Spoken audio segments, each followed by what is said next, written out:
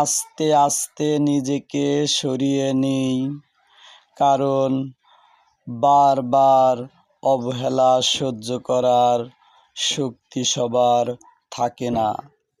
শুভ সকাল। আজ 23শে মে 2026 বাংলা 9 জ্যৈষ্ঠ 1433 বঙ্গাব্দ, আরবি 5 জিলহজ 1447 হিজরি, বছরের 143তম দিন। 23শে মে বিশ্ব কচ্ছপ দিবস এবং বাংলাদেশের জাতীয় নৌ নিরাপত্তা দিবস।